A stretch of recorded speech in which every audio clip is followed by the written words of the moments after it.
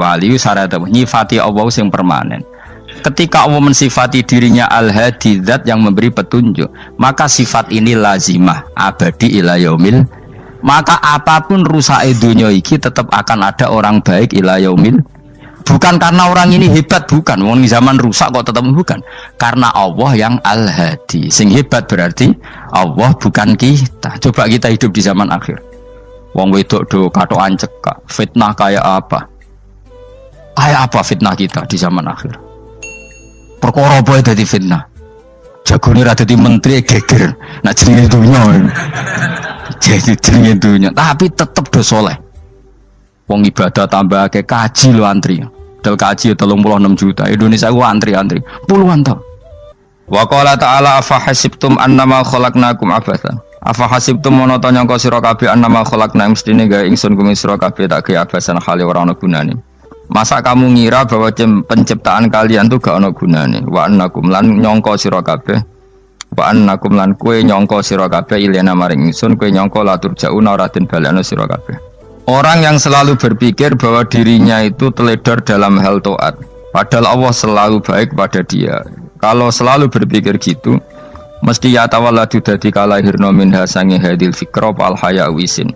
Wa hadza tafakkuru tailah mikir yazidu nambe apa tafakkur fi khaufika indal medisi rawati minallahi sange Allah taala. Orang yang berpikir demikian terus isin terus dadekno wedi pangeran. Wa yahmiluka lan dorong apa iki hada ka ing sira ala laumi nafsika ing atase modo awak sira mengkritik diri kamu sendiri wa taubihiha lan melehno nafsika wa mujamanabati taksiri lan ngeduwi pepeko wa mulazamati tasmiri lan mulazamah no netepi cangcut. Tasmir mana cangcut nopo serius nih, tasmir bahasa Indonesia ini serius. Kalau orang tahu dirinya gegabah pepeko dalam ibadah, kemudian tahu itu disalahkan Allah, pasti dia akan menjauhi taksir itu, sembrono itu, dan selalu nopo serius melakukan nopo ibadah. Mun kula terangno nggih masalah mulai fikrotun fi wa'dillahi ta'ala. Terus kita tahu di Quran, di hadis itu ada janji Allah, kemudian ada nopo ancaman Allah. Terus yang dijanjikan tentu para wali. Wali wong apik, kowe wali sanggepe wali. Wali amatir wali pokoke wali. Terus perilaku sing ora disenengi Allah. Kalau beri contoh nggih sing aman, maksudnya aman itu ada di beberapa kitab. Misalnya Fathul Mu'in. Fathul Mu'in itu kitab yang dipakai semua pesantren, kitab fikih. Itu kalau ngeritik kamu kalau mau sholat, iku kudu ana melayune. Mane kula nu sering gawe syariat teng santri kula, pokoke nek jamaah mbuh pira kadare iku ana melayune. Guling-gilingan nak kowe iku serius. Kan yo ora lucu misalnya dipanggil kiaimu terus mlaku sewantai kan koyo wong ora peduli no. Nah, dawe Mu'in itu sederhana oleh contoh. Karena Allah itu mengkritik orang munafik yang kalau berangkat ke sholat itu malas-malesan. Artinya fal kasal iku min sifatil munafikin. Malas-malesan adalah sifatnya orang munafik. Jadi kena ape sholat terus sampai angop terus rokoknya tindakno sik. Sewantes. Nah iku rondok. Rondok PKI rondok munafik kan. Wae rondok. Mergo sifat itu sifat yang napa? Munafik. Wa idza qamu ila sholati qamu kusala. Kalau mereka berangkat ke sholat itu secara malas-malesan. Nah, kebalikannya orang baik itu wasari'u ila maghfirati rabbikum. Kalau ada sesuatu yang potensi menjadikan maghfirahnya Allah itu kesusu cepet-cepetan. Ngan rata-rata kiai nak melaku iku banter. Guling-gilingan nak menuju barang apik iku ketok serius. Nah kiai kok mlakune lon-lon kemungkinan nek ra di dhuwit ya ketuan. Ora pati iso ngaji, jare sing anteng-anteng kuwi ana makonane, paham no? Sekali-kali nek ngaji pas marung ana tat ngaji mlayu nganti nabrak-nabrak wong. Iku insyaallah luwih keren apa? Tapi yo ngawur nganti nabrak-nabrak. Kalau cerita, dadi mulane kadang wong khusuk ora wali, Mas. Kowe nu angel dadi wali. Mergo nek ape ngaji ku angop niku ora wali-wali. Mulane iki mareni terakhir iki mareni ya. Jadi tumak nina itu ada batasnya, enggak boleh tumak nina fil khairi. Kalau kebaikan kudu wasa riwono kesusun. Sebagian ayat kebaikan diredaksen Allah fafirru ila wa firru ku melayu. Jadi kan apa ngaji kok lon-lon pejama itu gak seru, kudu napa? melayu. Ono melayu nih, ono unsur cepet-cepet. Mulane kadang wong anteng ra dadi wali-wali mereka kenemenen. Paham ya? Ini peringatan ke wong Solo mbek Jogja nih. Nah bab iki ape wong Madura. Tapi nak hadis la takhdhab ape wong Solo mbek Jogja. Dadi kok plus minus apa? Madura soleh lah kandhani la takhdhab itu paling abot. Aja gampang muring-muring. Paling abot. Lan kula di santri Madura kathah. Tak kandhani pantangane hadisnya Madura la takhdhab. Mergo Madura paling susah nak disuruh menahan muring-muring. Nah wong Solo Jogja nak kon kesusu ra gelem. Ngalon-alon waton kelakon Muhammadan. Saiki jog ngaji dirubah no. Sing wong Jogja koyo Ruhin barang Melayu, sing wong Madura ora apa? Ora emosi. Jadi ya enggak apa-apa, memang kita tidak pernah sempurna. Nah, kula wong Pantura radi seneng miso wong Pantura niku. Mergo belah no. Tapi ini penting kula aturno, makanya ndak ada ibadah yang Nabi itu tidak kesusu.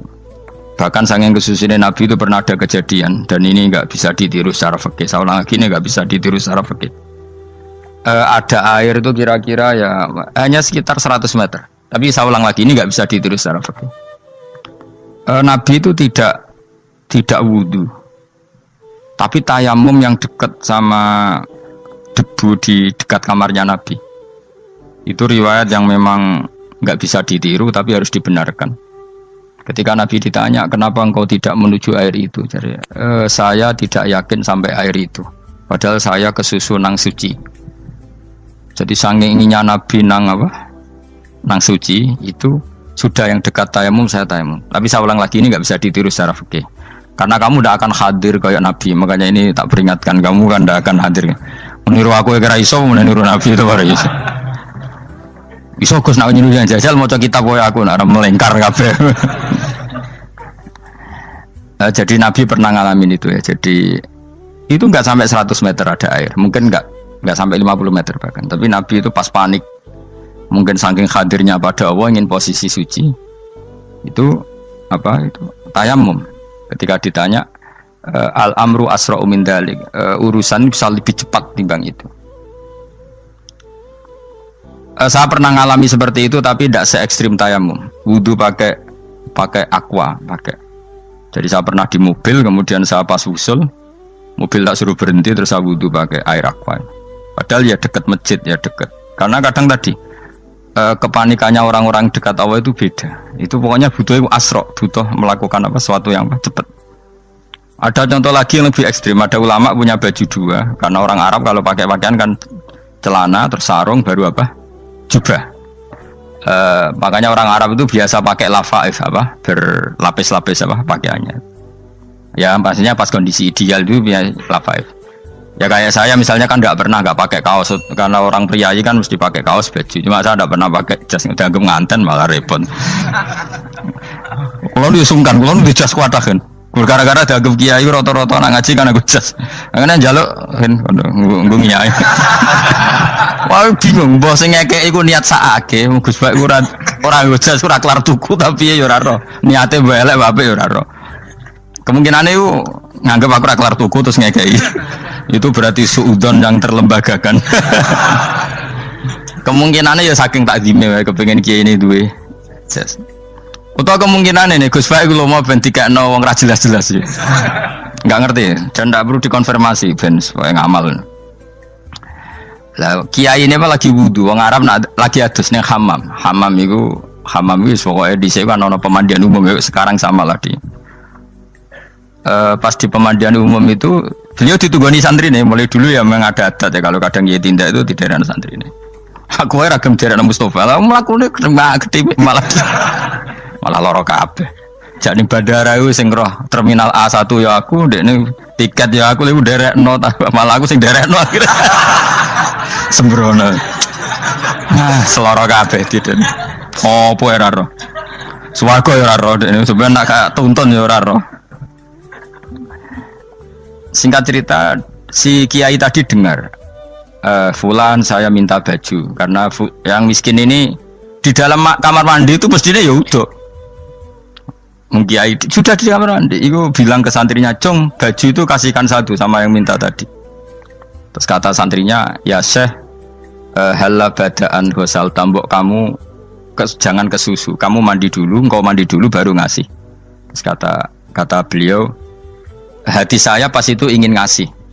Setelah mandi saya selesai, mungkin hati saya sudah rubah, ada ingin apa? Ngasih. Jadi cepat itu imma takut mati, sehingga kamu tidak sempat melakukan kebaikan. Wa imma takut rubah. Apa? Takut rubah. Kan iso wae pas adus karena mungkin lagi seneng-senenge kena banyu, lumo. Barang 200 medit. Kan yo ora roh. Wah anak pas lomo lakoni wae engko kan iso medit.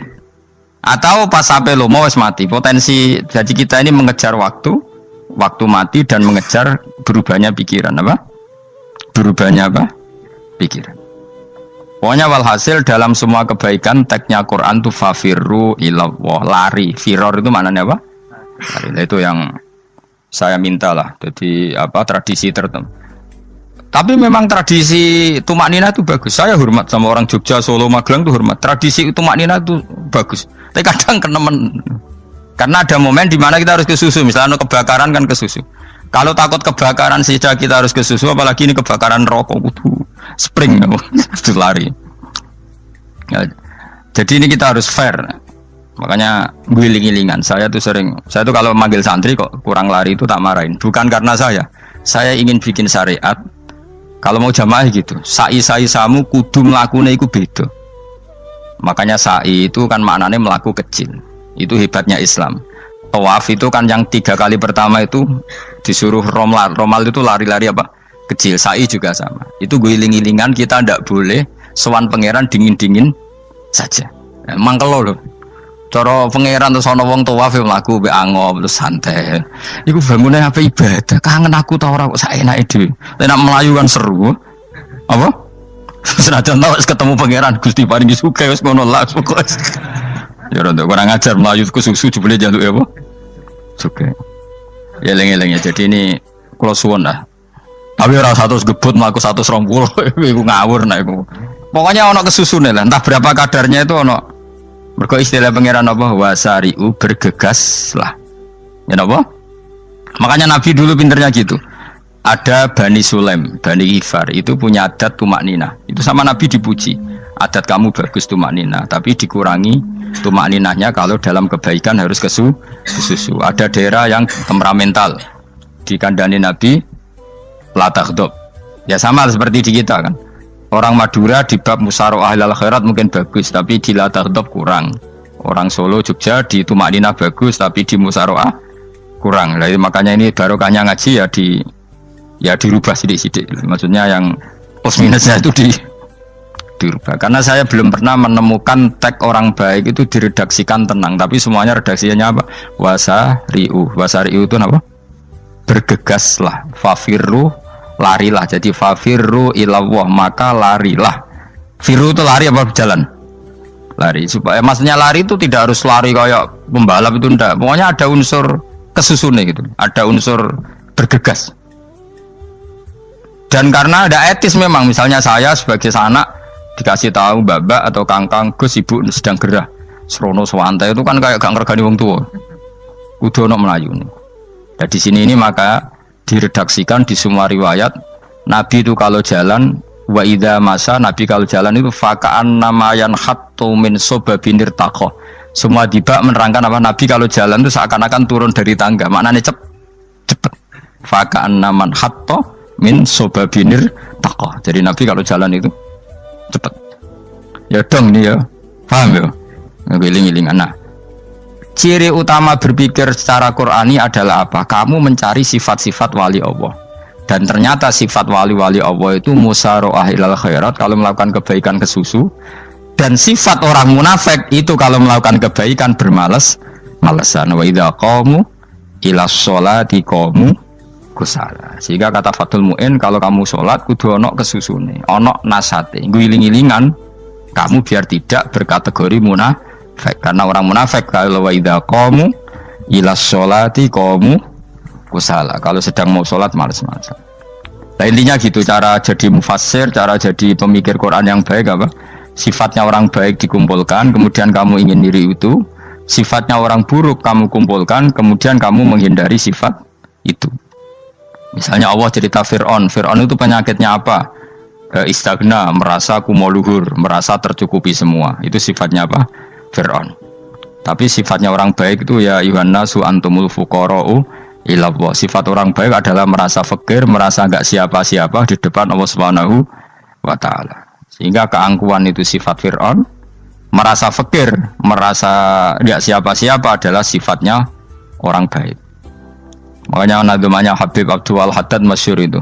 Ana abdun soro fakhri dimna fakri, itu yang sering dinyanyikan, dilakukan para wali-wali itu apa? Ana abdun soro fakhri dimna fakri. Jadi ana uta ingsun abdun kawula.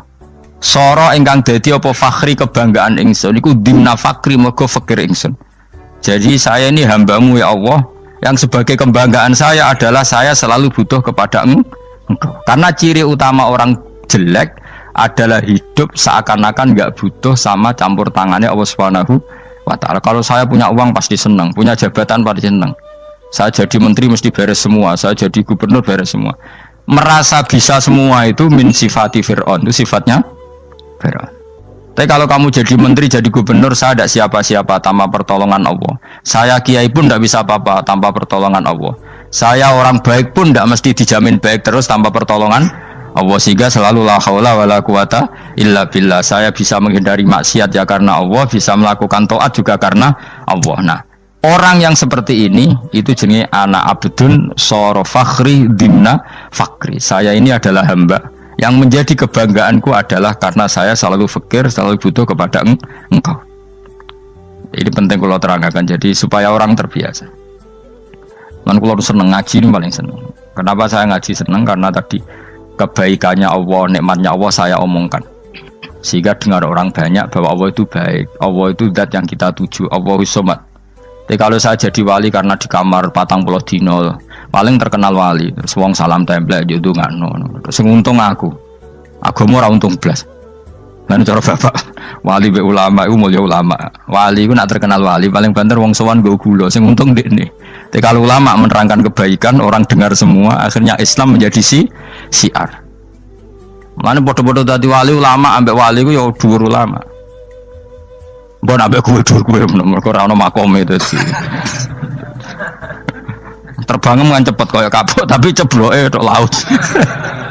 Wong nek ora di makom iku kaya kapuk. Terbangnya cepet, tapi gak tahu jatuhnya di mana. Dieling-eling ya, dados kula suwun sangat. Selama ini adat kita buruk. Nak nyongko anteng apik juga anteng fil khairat. Ketika kebaikan pun respon kita anteng, tidak boleh. Dalam kebaikan harus musaroah, harus apa? Musaroah. Musaroah itu kesusu. Nah itu makanya filosofinya apa? Kalau tawaf pertama juga kon cepet. Sa'i namanya ya sa'i. Sa'i maknanya apa? Lari-lari kecil. Jadi kalau bahasa Arab itu masya yamsi masyan itu jalan biasa. Kalau sa'a yas'a sa'yan itu jalan agak lari. Makanya darani sa'i. Kau oleh sa'i kok leha-leha ora oleh. Tapi aja terus numpak skuter balapan yo aja. Mulai bingung wong saiki. Nah wong sepuh numpak skuter pantes saiki sing nom-nom lah do numpak skuter. Terus nek sing wengkek pasangan suami istri skuteran pun tuaf. Aku wis kodho malaikat ing barno aja tampa. Mangkel wong. Lagi ini sing hafal Quran ngalim diselipi ya perkara ade kono kanggo skuter. Aduh maten. Ijek enom nak tuwek tak malu. Ijek enom kan. Iku wajib mbok pasutno kan. Pasute wong fikir mandi yakin. Wah, nak wis yo terlalu senajan sah yo tapi terlalu. Ijek enom. Padahal bualah pan sruwet mesti. Iya karepe Arab Saudi ngono diolehno. Cara kula penguasa Arab sing tuwek tok mati tak oleh sing nom-nom tutuki ngono. Tapi yo pancen yo sanak saya sah sekedar sah. Tapi terlalu. Mosok sowan pangeran nganggo skuter muter. Aduh. Nah, sembrono. Yo coba lakoni ku awas yo. Kecuali guys tuwek mati wis ngono. Tuwek tok rame mati yo aja. Aneh-aneh. Ya maksudnya kesusu orang ngono iku. Tok budi wae. Wa minha anta tafakkar nggih. Eleng-eleng nggih, wae-wae nggih napa sifatnya orang baik yang di Quran itu kita pelajari, lalu kita tiru. Misalnya sifatnya orang baik termasuk apa itu? Ala inna auliya Allahi la khaufun alaihim wa lahum Tidak pernah punya rasa takut, rasa gelisah itu harus kita tiru. Karena kalau kita punya rasa gelisah itu biasanya lama-lama agak ridho, bek kodok, kodar. Itu kudu ceria. Lu kalau sebagai manusia sering susah, tapi saya paksa, susah itu saya hilangkan. Karena kalau saya rasakan susah terus, lama-lama saya agak ridho, bek kodok, kodar. Makanya saya paksa, seneng, tak paksa. Sesuai kulino. Nganti kalau saat ini kira iso susah. Di murid kira jelas sudah iso susah. Sangking apa? Nah kiai kan susah. Aku di murid wakil, Gus tua pikir tak air serah jelas. Goblok cara aku kiai ini. Ora usah ngono. Zaman akhir ono wong ngaji go kitab wis hebat. Ono ngrungokno ngaji wis hebat. Ono ora paham tekone majelis wis hebat. Lah nek paham teko kan wajar, kira paham kok teko kan luar biasa. Nak ono penikmat ngaji paham biasa. Ini enggak paham kok teko. Wae guyu iso. Guyu hebat itu, hebat. Hebat. Nah, ono menteri dilantik guyu wajar, lu ora menteri ra kok guyu. Iku kemungkinane loro, saking waline saking gedene wis moro. Pokoke seneng ibadah. Mergo sifate wali iku la khaufun alaihim walam, ndak ada rasa takut, ndak ada rasa susah. Lho kula sebagai manusia kadang ya khawatir. So anakku nasibe piye, putuku nasibe piye. Tapi aku anggereling saya ada ya karena Allah. Dan saya punya rezeki karena Allah. Orang lain di sana banyak orang kaya, padahal gak anakku. Berarti yang menciptakan kaya itu tidak saya. Buktinya orang lain yang gak anak kita kaya banyak, sukses banyak. Kenapa kita menjadi seakan-akan pelaku sejarah? Kadang orang kan berpikir, ya akhirnya orang mesti maslahat dari kamu. Pas minta itu karena tomak kamu, hadun nafsi kamu, serakah kamu, tapi gak tahu diri, pantas taura dengan permintaan. Kalau gue misalnya Julmo jadi wali, iso Allah tersinggung. Bocah atau tirakat atau jalur jadi wali. Tapi gak dulu ya Allah tersinggung, kira tahu dulu. Jadi orang kalau tidak wali itu sudah keliru terus. Jadi bukan di sepuro, tapi tak kira itu ada. Jajal gitu maju wali kok sabtu kok dirjilan. Kira-kira Allah tersinggung ngapa nyembah jadi? Kira-kira tersinggung. Tapi misalnya kira tahu dulu kok pengen kau Imam Syafi'i, Allah tersinggung. Bocah ora di idola. Terus ikut.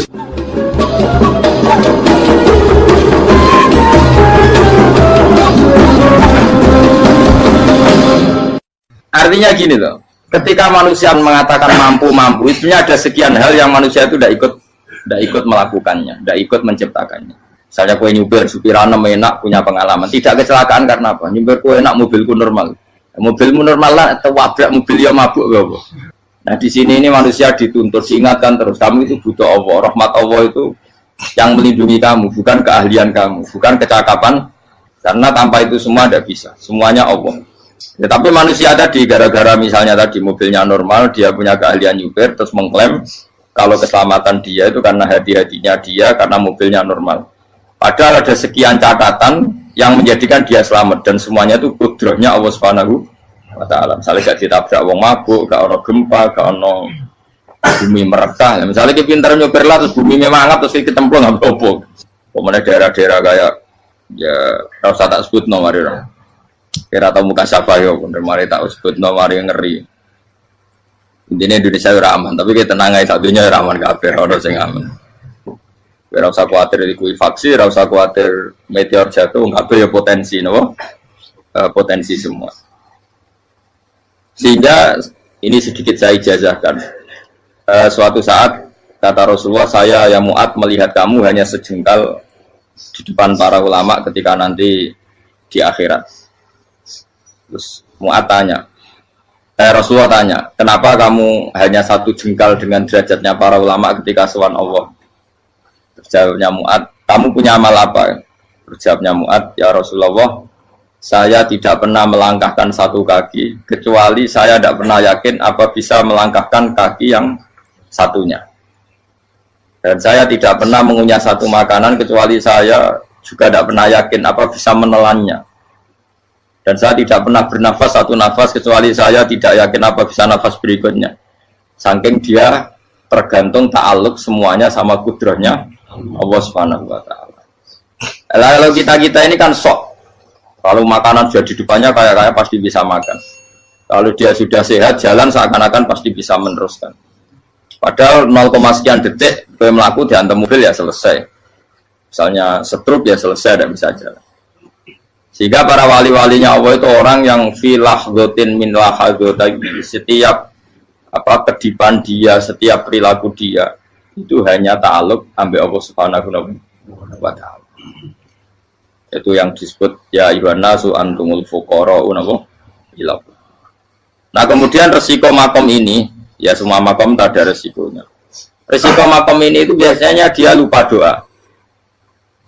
Kenapa lupa doa? Karena doa itu terdefinisikan. Tak wari ilmu hakikat, harus rumah serah paham lah, tak ulang no. Ya resiko ilmu saya ingatkannya. Ilmu itu kan ada dua. Ada ilmu yang karena didefinisikan, dan itu akhirnya menjadi masalah. Sebenarnya ilmu itu tidak perlu definisi. Kedua, ilmu yang kita rasakan. Misalnya gini, kalau sama saya tanya, kamu pernah nggak minta jadi punya uang banyak? Nggak, tanya, pernah nggak minta? Terus artinya minta itu apa? Terus kita mendefinisikan, menengadahkan tangan, bilang ya Allah, saya minta uang banyak, saya minta ingin beli mobil. Itu namanya apa? Tidak jauh saja. Doa kan? Itu kesalahan kita. Kesalahan kita mendefinisikan doa itu, misalnya menengadahkan tangan dan memohon dan menyebutkan permohonannya itu terus disebut doa. Nah, tapi kalau menurut Allah, sistem tubuh kamu yang menghendaki punya mobil, sistem tubuh kamu yang ingin punya uang banyak, reaksi tubuh kamu yang terhinakan karena ditagih orang atau butuh uang, ini menurut Allah ya sudah kamu itu peminta-minta. Saya ulang lagi ya. Sehingga menurut Allah kamu minta tidak minta ya tetap berstatus peminta, pengemis. Nah, orang-orang yang sudah wusul, meskipun itu kondisional ya, tidak selalu. Itu ya dia pikirannya menengadahkan tangan apa enggak ya sama saja tubuhnya merasa minta, sehingga dia tidak perlu mengekspresikan minta. Nah, terus orang yang fikih bilang seperti itu tuh sombong, wong kok gak tahu dungo. Sebetulnya keliru vonis orang fikih. Bagaimana mungkin dikatakan sombong? Dia reaksi tubuhnya, elemen tubuhnya sebetulnya meminta. Dia tidak berkategori meminta karena ilmu kadung didefinisikan kalau minta itu yang seperti ini. Itu kan lama. Nanti kalau suatu saat Indonesia yang kuasa itu terlalu NU atau terlalu yang tidak NU, lama-lama ada definisi. Misalnya yang dikatakan tahlilan itu apa? Ya bid'ah, Nabi tidak pernah tahlilan.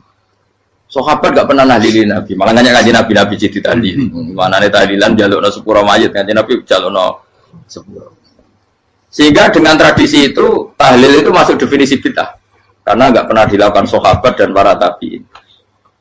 Ya salahnya kamu definisikan. Tapi kalau udah kamu definisikan, diarani tahlil, ya mau la ilaha illallah. Terus mungkinkah satu bacaan la ilaha illallah dilarang? Wong ra oleh maca kalimat tauhid. Jadi misalnya tahlil iku nafatno kalimat tauhid. Oke to ya orang ora iso dilarang, tapi nak tahlil iku mitung dinane mayit kaya budo, sokane kriminal. Enak. Ya sudah seperti itu. Makanya banyak orang salah itu karena ilmu kadung didefinisikan. Nah, definisi itu sebenarnya tidak mengikat dalam banyak hal. Ini penting saya utarakan. Ya karena seperti itu. Makanya itu masalah-masalah besar antara kita dan firqah-firqah yang lain. Masalah ahli sunnah, terus masalah yang lain-lain. Memang, ya sudah seperti itu. Ya saya ulang lagi ya.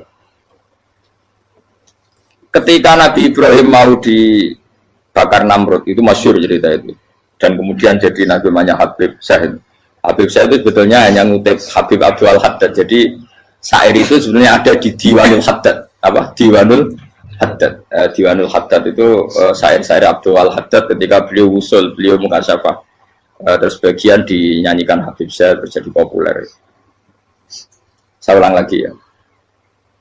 Tubuh kita, misalnya kamu lapar, perut kamu kan mereaksi minta makan.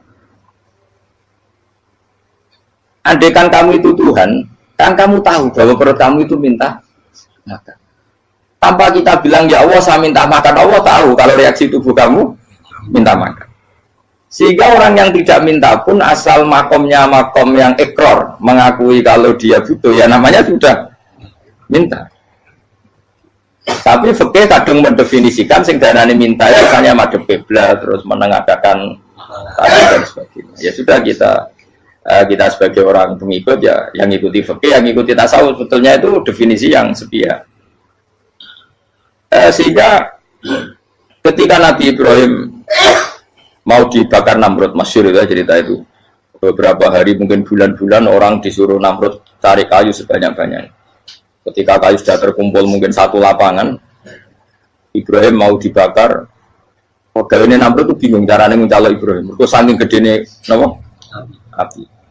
Nak dicalok ke ado itu ratok tengah. Nak diparekno itu kepanasan. Masyhur. Terus setan zaman itu orang akeh dadi ya setan tenan. Saya kan duplikate sakit dadi setan ra tau muncul. Wong duplikate wis napa? Akeh. Singkat cerita setan itu muncul pura-pura jadi manusia terus ditemukan manjane. Manjane itu semacam ketepil besar yang jadi mana ya dari kiai ketepil haram mereka penemunya setan. Jadi ini tuh. Tapi nak manjane penemunya setan itu betul walhasil terus dibikinkan satu manjane semacam ketepil besar terus Ibrahim dilemparkan ke api. Lewat apa? Ketepil tadi idenya siapa? Setan. Nah ketika di tengah api itu unik. Kata malaikat Jibril datang terus tanya sama Ibrahim, ya Ibrahim apa kamu butuh saya? Butuh. Alakah haja apa kamu punya kebutuhan? Jawab Ibrahim lah, saya tidak punya kebutuhan. Amma ilaika fala, kalau ke kamu ndak. Karena kamu makhluk, apapun keren kamu Jibril tetap kamu makhluk. Amma ilaika fala. Ndak maksudnya butuh ke Allah nanti saya nyampaikan. Malah dinya Nabi Ibrahim kalau Allah tidak usah kamu sampaikan ya sudah tahu. Gua be Jibril. Oh, aku ditekak kan. Ya saya ulang lagi, apa kamu punya kebutuhan? Alaka hajalah ama ilaika fala, kalau ke kamu ndak. Ndak maksudnya butuh ke Allah nanti saya sampaikan. Karena Jibril yang mentang-mentang dekat sama Allah dan tukang memberi informasi. Saya kata Ibrahim kalau ke Allah sih nggak perlu kamu, dia sudah tahu. Nah itu terjadi namanya Habib Abdul Haddad masyhur itu apa? Hasbi min su'ali ilmuhu bihali. Jadi cukup ilmunya Allah itu menjadikan saya tidak perlu minta. Hasbi min su'ali ilmuhu bihali. Jadi ada kondisi tertentu yang para wali itu, saya ulang lagi, kondisi tertentu yang para wali itu ya tidak minta. Tapi kalau itu ditiru jenengan semua ini jadi keangkuhan. Kenapa? Wes oga donga tangane ditenangkan. No, atine ora eling pangeran. Kan asline ra njaluk tenan. Lha jadi wali-wali. Nah, wali-wali itu kan misalnya tangannya tidak menengadah tapi semua sistem tubuhnya merasa butuh sama Allah. Saya itu pernah ya. Tapi itu kondisional dan saya juga ngulang enggak mesti bisa. Ketika saya umroh itu pernah saya ada satu kondisi itu doa ya di putaran pertama, Bos. Di putaran pertama saya berdoa ya agak banyak di multazam. Putaran kedua mau berdoa sudah tidak berani lagi. Sampai ke-7. Hari kedua tidak berani, hari ketiga tidak berani. Nah seperti itu tidak bisa dibuat-buat meskipun saya juga agak ingin. Tapi ya pas itu ya nggak bisa. Gara-gara itu korban kitab hikam, ya kitab hikam yang terkenal. Kitab hikam itu pernah cerita gini. Rubbama dallahum al-adab ala tarkit tolab. Terus di antara makalahnya itu wa inna ma yunabbahu man yajuzu alaihil ikhfal. Tapi kamu jangan niru dosa kan. Tapi jangan ingkar ilmu ini tambah dosa kowe. Jadi niru ya dosa, ingkar ya dosa. Jadi ada seorang wali kata hikam. Kadang-kadang seorang wali itu mau doa diulang itu sungkan. Kenapa? Yang perlu diingatkan tuh yang potensi lupa. Allah kan masih ingat doa kemarin. Lalu gara-gara saya sebelum umroh itu mensinau kitab hikam agar aku dulu. Ya Allah, sing tak dungani wingi ejek eling kok tak eling nomene. Dadi wa inna ma yunabbahu man yajuzu alaihi yang bisa diingatkan hanya orang yang potensi lupa. Sementara Allah tidak akan. Tapi kan akhirnya doa eling. Ya Allah kayak kemarin. Hari ketiga ya Allah kayak. Makanya menurut saya ilmunya orang hakikat itu juga dari sisi kriminalnya karena ya tadi. Tapi kamu ingkar ya keliru. Memang Allah nggak mungkin lupa, ngapain kamu ingatkan? Makanya menurut saya Allah itu mandat terbaik, benar-benar Rahman Rahim. Mestinya nak Allah terbaik itu mau bedino malah ngamuk. Lah aku lagi tapi mbok ilang eling kok. Tapi Allah ini maklumi ya, dengan kekeliruan. Kita ini kan selalu keliru. Dongo terus ya keliru sebetulnya. Karena seakan-akan kan mengingatkan seseorang yang mungkin lupa. Wong Allah tidak pernah lupa kok, kamu ingetin terus. Atau kamu menggurui Allah, yaitu ya Allah nang sebadani kalau di dia padahal nggak mesti maslahat bagi kamu. Dia orang mesti maslahat bagi kamu. Maka ada sekian contoh yang wali itu dibully pangeran. Saya sering cerita, banyak cerita wali itu dibully pangeran. Digarap pengen. Ini gara-gara salah itu. Saya pernah cerita dan itu ada di hikam itu di kitab itu. Itu ada. Ada wali itu tukang hamal. Hamal itu manol di pasar itu tukang angkut. Jadi kalau ada orang bawa barang berat diangkut dia terus misalnya kalau dulu mungkin ya ke kereta atau ke singkat cerita terus diupai. Setelah dapat apa dia pasti pulang karena dia hanya butuh makan satu piring karena dia tirakat makan satu piring untuk ibadah 24 jam. Singkat cerita dia ngeluh ya Allah. Kamu tahu, engkau tahu, saya ini pecinta engkau. Saya ini hanya butuh makan satu piring untuk kuat sholat. Tapi kenapa harus jadi juru manol? Berilah saya rezeki yang tanpa kerja. Nah, selang sekian hari dia dituduh maling. Terus di penjara, terus dapat rezeki tanpa kerja. Dia terjawab kenapa jadinya gini? Kan kamu minta rezeki tanpa kerja. Ya itu penjara itu rezeki tanpa kerja kan. Jadi Allah memperlakukan para walinya itu memang unik. Ya kadang dibully. Sehingga dalam cerita-cerita kenabian kata qadiyat itu nggak ada orang yang sering dibully Allah kayak nabinya. Karena nabi itu orang yang dicintai Allah. Jika salah sedikit saja itu toro pangeran, toro kampus itu digarap, pokoknya dibontor, salah sedikit. Misalnya begini, Nabi Yakub itu kan nabi.